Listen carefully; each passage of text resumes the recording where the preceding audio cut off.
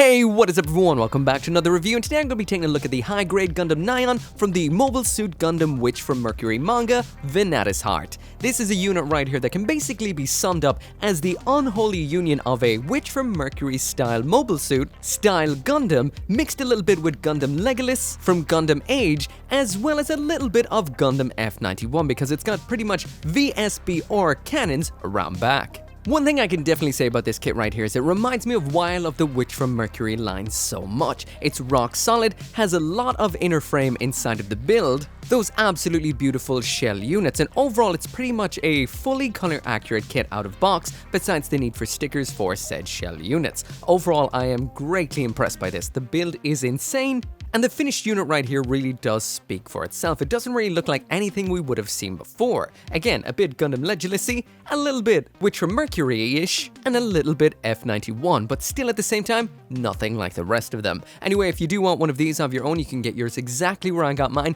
and that is through those fantastic people over at Bayonet. But first off, let's wind on back the clock and talk a little bit about the build. So when it does come to the build of the Gundam Naion, you can see right here this does come in a premium Bandai box because that is exactly what it is. These are those kind of washed out, faded, powdery blue sort of boxes that aren't really the most eye-catching around, but again, it's what's on the inside that does count. And what that is a whopping 5 bags of runners with 10 whole runners of plastic. The manual in here is exactly like you would have seen from the rest of the line, so that does mean we've got plenty of information about the mobile suit, and it is all translated to English, which is very, very nice. One other nice thing about this is it is also partially in color, which once I actually hit the black and white, I realized how handy that is at times. I wish all these manuals came in color. First off in here is Runner A. This is a multicolored runner with some gray, some blue, some red, and some clear. The red on here is very nice because the eyes on this particular kit are fully color separated, as well as the front head cameras. The clear in here is nice too, because that means we have some very nice Witch From Mercury shell units. Next up, we've got some nice whites in here. This is almost matte. It's a very, very matte-ish semi-gloss, which does make the kit look premium when finished. Next up, 2 runners of grey, 2 small identical runners of blue, and 2 runners of the only thing I'm not the biggest fan of about this kit, and that is this metallic orange. I would say copper, but it's more metallic orange. This is injection metallic, so it means it doesn't really look that premium, a little bit toy-ish. And if there was one recommendation I would make for this kit, I didn't do it myself because I want to review the kit as it is to spray this a metallic orange or a copper. It will really elevate this kit to the next level entirely. Just a suggestion though. Next up in the box we do have a set of beam sabers, which look like they might be from Exia. They are flat and from 2007. The sheet of stickers in here looks pretty critical at first, but essentially you don't even really need to use any of them. The reds and the blacks in here, those are from the shell units, and the eyes and head camera ones you don't even need, they're just an option. Starting the build as usual from the legs up, and I built this a little bit atypically, not the way it did say inside of the box, because I wanted to test just how much of an inner frame this kit did have, and all I can say is it's quite, well, there's a lot in here. You build up a lot of those almost metallic Fanta colored pieces onto the inner frame, and we've got multiple joints running through this. Once you actually do make the feet, and I will mention the feet are very unique looking, and at the same time these do not have an inner frame, just the ankle. We've got some very nice 3-piece hip joints which do lock into position, I'll mention that later, and this is pretty much what I got when I did build the inner frame of the leg. So there's a complete leg beside the inner frame, so as you can see there's a lot of internal build inside of this, which is always very, very, very impressive. These kits always blow my mind. Next up, you just throw that absolutely pristine white armor onto the inner frame. I will mention these stickers right here. Well, that's these. These are the shell units, as I've mentioned multiple times before. You can have the option of black or the permit emitting a red. That's the one I went for because it seemed a little bit more interesting. The armor layers up beautifully and solidly, adding some ridiculous angles onto a Witch From Mercury kit in a way that we never have seen before. I will mention, however, and I haven't gone through it fully just yet, but the articulation on the leg does seem a little bit limited to some degree, but overall not too bad. Up to the waist unit now, and I will mention, like I said, we've got locking hips in here, so there's the keyhole for attaching those sort of joints into. We've got some more Fanta orange in here. This is for around on the butt flap. It attaches on like so. A little bit more Fanta orange around front, and the whole thing attaches together like so. So there isn't really anything moving besides the front crotch area, which is on a ball joint, but everything else is pretty much static. When you move up to the torso, you start off straight away with a 3-piece sticker. This is some more of the permit of the shell unit in the chest. So you have to attach one on one side, one on the other, and then one in the middle and line them up, but they do fall pleasantly into place. Clear part on top. The layering of detail in here is beautiful, even though it's in Fanta Orange. I say sprayed, it will look so much nicer when done. The ball joints of the shoulders, which are fully plastic, there's no polycaps in here, attach on in. The neck almost looks like it has more joints than it does, it's just one piece. The ab crunch joint is very nicely designed. It's a ball as well as a hinge pointing backwards. Attach on some more of that orange detail into the blue body. The ab crunch joint attaches into the back like so, and you just complete it all by attaching it all together. The detailing on the torso, especially around back, is astounding. Again, spray that orange. The beam sabers also tuck away nicely into some nice upper torso clavicle compartments. Onto the arms now, the shoulders is simple enough. Some metallic orange inside of two parts. Permit stickers front and back, and then you've got clear sections to attach into, which don't click in that well, so these are a little bit of a loss risk. I suggest cement. 2-piece shoulder joint, 2-piece elbow joint. On attaching these together, you can see you've got at least half an arm of inner frame here, but once you start attaching on the armor, you see that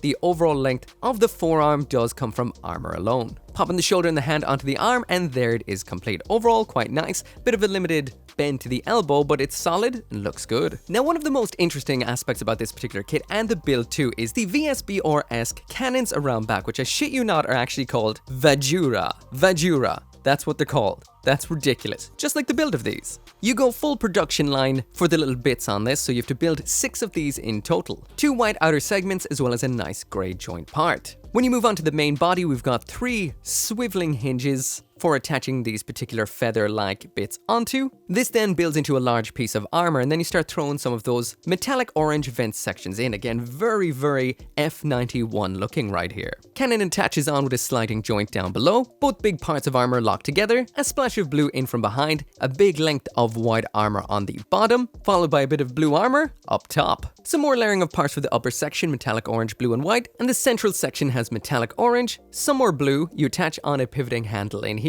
and lock it in with a little bit more blue. Next up, attaching on those feather style bits. Next, you build up 2 joint sections, one with a ball joint, one with a peg, and you attach them to either side of this arm segment here. This attaches right into the side of the Vajra, just like so, and this is one very non-Gundam looking weapon. This is crazy, this is over the top and an interesting take on the F91's weapons. Finally then moving on up to the head, and this is so detailed. A grey mask section attaches onto the color separated red eyes like so, popping on through. You then attach on the tiny little mouth muzzle, again with a bit of grey popping through, both sides of the head armor, the back of the head, front portion of the head, followed by that big V fin, and then you do have to grab another sticker for the shell unit, pop it right in the middle of the V fin, and crown it all off with a nice little clear piece. Lastly then is the final assembly, so you do have to flip the leg joints upside down to attach them in because they are locked in by keyhole joints, which is very nice. Legs pop in, torso, arms, head, everything feels rock solid. Then you attach the big Vajra Cannons around back via ball joints into the back of the waist unit. Again, extremely Gundam F91. So now jumping on into the aesthetics, and that right there is what the high-grade Gundam Naion looks like out of box with a little bit of simple panel lining. Overall looking pretty cool, and as far as high-grade gunpla or gunpla in general goes, this is ridiculously unique. Pretty much every aspect about the high-grade Naion right here is like nothing we've really seen before. Sure, we've got some elements of various different mobile suits like the F91, a bit of Gundam Legelis, and a lot of typical Witch From Mercury aspects like these shell units. What really does set it apart is just the overall mix of the design that's here. We don't have the usual Gundam colors, instead we have white, grey, metallic orange and blue, all tied together then by those nice clear parts on the shell units. We've got those absolutely massive, almost wing-looking cannons around back, which give the feel of the VSBRs from the F91. Overall, this is like nothing else. There's a lot of general mass to this kit, and like I said, and I'm not going to say it again after this point, the only thing that really does bring this down for me is the metallic orange. It's not really as nice as it could look. I highly recommend painting that, and you will have a phenomenal next level looking high grade.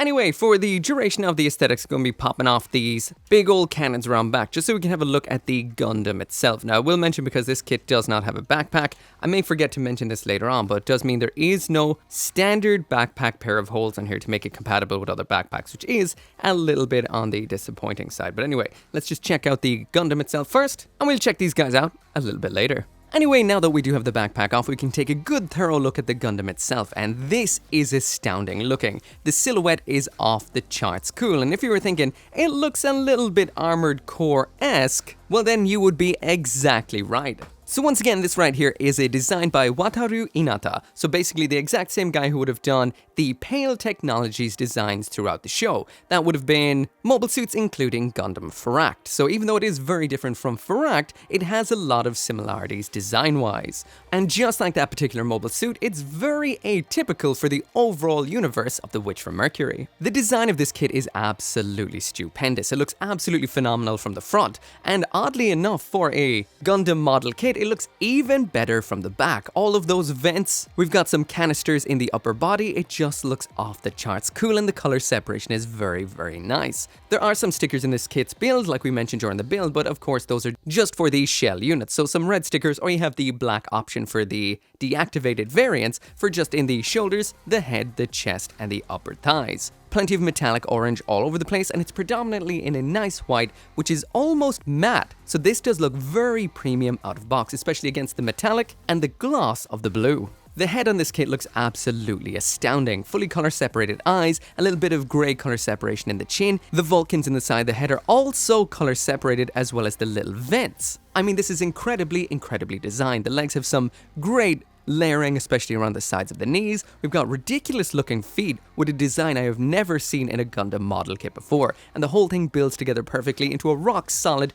beautiful piece. I am so impressed here. So this is one of those odd kits, and I suppose getting a little bit less odd than it would have been before, that actually puts the premium in premium Bandai. This is such a nice kit in pretty much every aspect. Again, paint that orange and you'll have one of the nicest looking high grades around. The color separation up on the head blows my arse apart. It is that good. We've got the clear on the shell unit up top, the red coming through on the eyes, and the head camera is actual color separation. So if you did paint those up in metallic, red, or even better, a nice UV paint, you could get those catching the light or glowing perfectly. But it is the gray underneath them, popping through the little chin right there, coming through in the Vulcans on the side, and the little venting on the side that just is ridiculous. This is poetry in plastic. Bandai did a great job. Also, little aspects like these little tubes coming through from underneath, the little metallic ones, just add such nice variance to the overall look of the surface. This is incredibly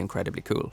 Again, I did mention it once before, but I'll mention it just in case you missed that part. These little sections up in the shoulder, these don't hold in so well. They hold in okay, but they are a little bit of a loss risk, so I'd suggest dabbing a little bit of cement on them somewhere just to kind of lock them in there permanently, because it would be a shame to lose those nice little clear parts. Oh yeah, the rear head camera is color separated as well. That is, for the most part, unheard of in high grade.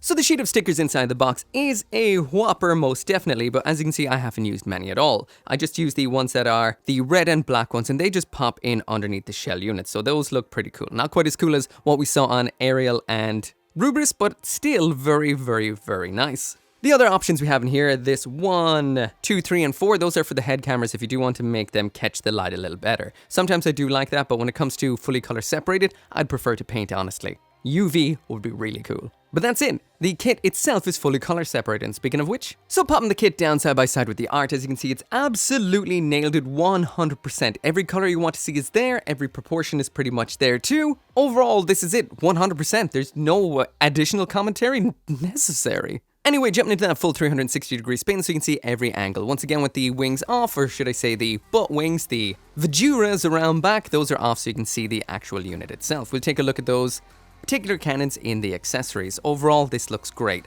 Angles perfect, silhouette perfect. This is an insanely good high-grade kit. What the Witch from Mercury line did to high grade is absolutely elevated to the next level. This is full plastic build, everything feels astounding, everything looks amazing, even the minutiae on this is perfect. You can angle the little bit wing feather sections around on those cannons around back so they flare out a little bit. Everything moves perfectly. This is just such a nice kit to handle, to hold, to build. Everything about it is essentially perfect. Honestly, premium in premium Bandai here without a doubt. So impressed. Angles on point, kit looks phenomenal, and it's very unique for an overall Gundam design or a high grade kit. So jumping into the size comparison, and there it is beside your average size Gundam, which is the RX-78-2. The real grade is on the left, and the high grade Revive on the right. High grade Ariel, high grade Rubris Anavata, high grade Rubris Jew, high grade Gundam Faract, Gundam Mark II, G-Quax, Red Gundam, Gundam EX, Gundam G-Self, Gundam Barbatos, and the high grade Gundam Penelope. So jumping on into the accessories, and here's everything that comes with the high-grade Naion. What we get in here is the only melee weapon, which is the alterable bayonet, as well as 4 beams for using with it. We have an alternate left hand in here, it's a widespread one, and besides that we do have all of those Rinko bits around at the back, which we'll take a look at soon. Overall, not a huge amount of optional stuff, but it's still all pretty awesome. So first up in here, when it comes to the hands, we've got a pair of standard holding hands. They're pretty average enough, sculpt on the palm is pretty nice, and there be the fingers. We have one alternate hand in here, which is a widespread left hand. This is very nicely molded, especially because you can kind of see where the joints on the hand would be when it comes to the attachment of the fingers. That is exceptionally nice looking. As for swapping these out, it's very simple. It's usual ball joint, pop it off and pop on the one that you want. So next up, just checking out that stand compatibility. It's the normal hole. Thankfully, it's not between the legs because that can affect the articulation a little bit. It's moved out towards the back, so it's technically a Gundam bomb hole. So that means you can use any 3mm stand. My stand of choice is this one right here, which is the Simple Stand by Good Smile Company. Small, 3-pack for €12 or dollars, so you can outfit your entire collection fairly simply. They're also good for moving around whenever you want them to. They don't have any kind of jiggle to them, and also the screws means you can tighten them up if your Gundam is a little bit on the heavy side. And there we go, everything worked out nice and nicely. So moving on to the weaponry now, and first off we've got this right here, which is the only weapon inside of the box. This is the alterable bayonet. Now, by the look at the design right here, it does look like in the actual unit this may shift up and down the length of this shaft right here, but that doesn't actually happen on this kit. Apparently this is both the melee weapon as well as the rifle, so this does move up like so to be used, I guess, in rifle mode. So we do have a choice of blue flat beams in here. That means you can stick in the long one just like so, or you can stick in, well, that's another long one. There we go, a short one to give it a kind of shorter look to it. In the manual is the smaller one, so I'm just going to go with that. It just slots on in like so, and that is its effect. So it's basically almost like a beam saber spear. So when it comes to attaching this weapon into the hands, it's the usual sandwich routine. Open the hand like a sandwich, 2 slices of bread, slap this in between and close it up. Very, very simple. As for getting this into a pose, I'm basically going to just copy the one that is inside of the manual because it does look pretty badass, and it is very easy to do. Getting it into a position with this weapon, even though the weapon is a little bit on the plain side, still works out phenomenally. That right there is what it does look like in a pose with the weapon. The almost wing-like cannons around the back really do add to the kind of dynamic nature of the overall posing of this kit. Overall, impressive. When this weapon right here is not in use, it does have to get the boot, but it does have one other option in here, which is kind of on the daft side. It's just popping out the beam, remove it like so, pop out this handle, and then you attach the handle in like a beam rifle. So basically holds onto it kind of like that. Can't imagine this is going to look too dramatic. Let's give it a little bit of a go. Pretty much pops in just like so for being used as a rifle. That is unique, to say the least. Bit long. Now, we'll also mention, I did totally forget doing the line-up at the beginning of this, there are beam sabers in here, and well, totally forgot they existed. So this right here is the beam saber. It is a flat beam in a tiny, tiny little handle. The little handle looks like that right there, so simple, and the blade is just your flat style. Now, the reason I'd forgotten about these is because the storage is just so perfect. You just pop the beam out just like so, and you've got the tiny little handle, and then these tuck away in these clavicle compartments up in the shoulder. So flush and seamlessly away, I forgot that they actually existed. So anyway, moving around to the main events in here, and that is these absolutely ridiculous cannons. So I'm just going to pop this off once again to get a closer look at one of them. So these right here are incredibly impressive. First off, the cannon section itself has a nice sliding mechanism, so you can slide it back and open just like so for the shooting mode. We do have a handle up top that flips up just like so, so it can be held on by the hand. These feather-like sections back here can move side to side, so these are very nice when you're posing the kit, so they don't like really just look static all of the time, so you can flare them out ever so nicely. All of these can be removed just like that, and that to be used as funnels or bits. And the arm on this is very nicely designed, so it has multiple points of movement, so you can rotate it right here. This is a C-clip joint, so you've got full movement right there. And the same goes here, you can move it just like so. You can't rotate because it's locked into position here. And a ball joint then for attaching it around onto the butt flap. Overall, very, very nice. Thankfully, these are standard connections right here, so as long as you've got some kind of action base, you can attach these guys on. The recommended one, of course, as usual, is the Witch From Mercury set. When you get yourself some of those, they build up to look like this right here. Very simple, just a little bit of a kind of geometric shape down here and an attachment right here. These are made and designed to attach onto Bandai's Action Base 4s, and I think is it Action Base 5s, so you can have a nice little setup. So these can attach onto the top of these just like that. So you would need 6, so I think that is 2 sets in order to set all of these up in flight. So anyway, getting the Vajra Cannons around to the front is pretty simple. The joints on this are nice and strong and they pull forward very nicely. They do get right into position, but I will mention, even though it does show it in the manual and you kind of can pull it off, and what I mean by pull it off is have it grabbing both handles at once, it's not the easiest thing to do. Even though sometimes in the manual it's just got the cannons forward without holding them, sometimes it's holding on to one, so it's up to yourself. Anyway, trying to get both into the hands involves a lot of throwing the arms back and getting these into the right position. They kind of point downwards a bit, and it is a little bit awkward, but the payoff is intense. It looks like it's shooting around the place as opposed to forward, but I guess just like the F91 and its VSBRs, it's going to be using those cannons one at a time, maybe 2 at a time, or maybe it's just going to be blasting all around the shop. One thing is definite, and that is these look insanely cool. Alright, so now jumping onto the articulation, and as usual, the comment on the overall build. This thing is rock solid, like absolutely rock solid. Okay, the knee gave in a little bit, but on the whole, it's going to hold all of its poses. The only real complaint I would have about this kit is these little segments up here, these little shiny guys right here. If you bend the arms too much, this right here happens. So they've just absolutely pieced out. I have them over here to the left so I don't lose them, but yeah. Be careful with those. Again, I recommend kind of cementing them in, otherwise it could end up lost and gone forever. So throwing the high-grade Naion into the usual pose, and this has a lot of kind of weird aspects to it that does actually limit the articulation, even though the joints in this kit are quite nice. This, I guess, is just kind of part and parcel of the particular mechanical designer's designs. The overall long lower limbs and the legs means they go up really high before a lunge can get deep at all. The ankles don't really do anything at all, and the shoulders, because they're so over-designed and huge, do block some of the movement. So this right here is what we do get in the end. For example, the toes don't move upwards because there's just a kind of ball joint in there, so it only moves them up ever so slightly. The heels on here as well, these don't actually move per se either, so they're always kind of locked in that position, and the shoulders do kind of limit it a bit. We do have a nice ab crunch and twist on it though, which does make up for a lot of that, but as you can see, it does look a little bit awkward in the pose. Alright, so moving through all of the articulation, we've got a little bit of a limited neck here, so that's the down and up, side to side on that,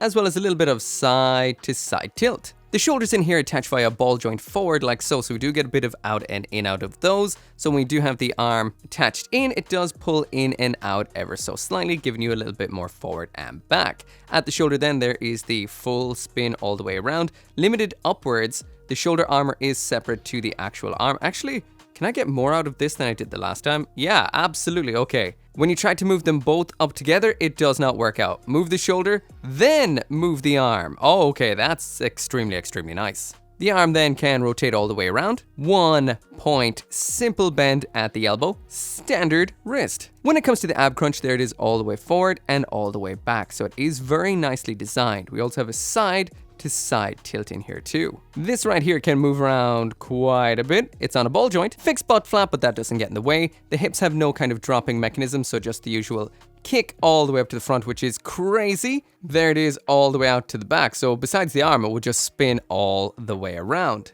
Next up, we've got rotation pretty much all the way around right here. We do have a 2-point knee bend, but this does kind of not really go as far as you'd expect a 2-point bend to go. So there's joint 1, there's joint 2, so not the greatest bend around. Next up then is the ankle, so it pivots quite a lot forward and back, just like so. Both of these are on ball joints. This is on a ball joint, the ball joint pointing into it. This is on a ball joint with the ball joint pointing in there. So there is movement to these, but it's nothing too crazy. Enough to get the feet pointing down in flight, but not too much beside that. And it's a wild looking foot at that. Overall, articulation is quite good. And once these guys right here are thrown into the mix, it really adds a lot of dynamic flavor to the flying poses. Overall, pretty good and solid.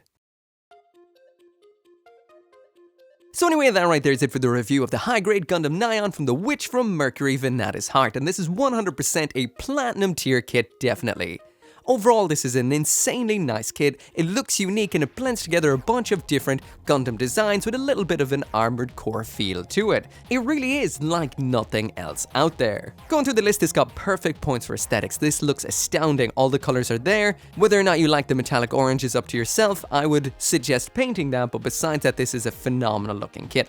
Angles are insane, details are insane, looks good from every angle, layered parts look phenomenal, and the head is insane. Layered Vulcans, vents, eyes, head camera, the works. Insanely good. When it comes to the articulation on here, it is very good. Limited at some parts, but once it is up in the air, it does do insanely well. The only thing I find that limits it really is the knee bend. That is about it. The feet are a little bit atypical in their design, but otherwise it works out nicely. Arms great, ab crunch great, neck is okay, so overall it does kind of fall into the average zone once everything comes together. The wings do, however, make it insanely cool in the sky. Accessories wise, what can you really say? There really isn't much in here, so I couldn't give it too much. They're all pretty plain too, and I didn't want to give it 3 out of 5 because I felt it was too high. 2 felt a little bit rough, so I usually don't give half points, but it's getting 2.5. If you consider the cannons round back an accessory, then it's really good, but if you don't, it's not great. Lastly, then when it comes to the build, again another half point right here. This is almost a perfect high grade build. The only thing that lets it down is one tiny little thing, maybe 2 if you consider them both. The orange could be nicer, but that would make the kit more expensive. But for me, it's the fact that the little kind of clear pieces pop out of the shoulders. Cement this because they are a loss risk. Otherwise, it's a perfect build, feels great to build, everything's super nice, and it is that classic, insanely impressive Witch from Mercury build throughout it all. Just almost a little bit better. So yeah, definitely, if you love cool high-grade kits and you want something unique, this is the one for you. It is so insane in a lot of different ways. Anyway, I got mine through Buy. You can get yours there too. Link is down there in the description. As always, make sure to come back for more Gunpla reviews, and I will see you next time. As always, this video right here and every single video I make would not be possible without each and every one of you guys who watches this video. And special thanks at the end of this video right here to those who support on the channel memberships as well as over on Patreon, including Caleb Engelhart, Joe, OG59061, Scotty Thomas, and Simon.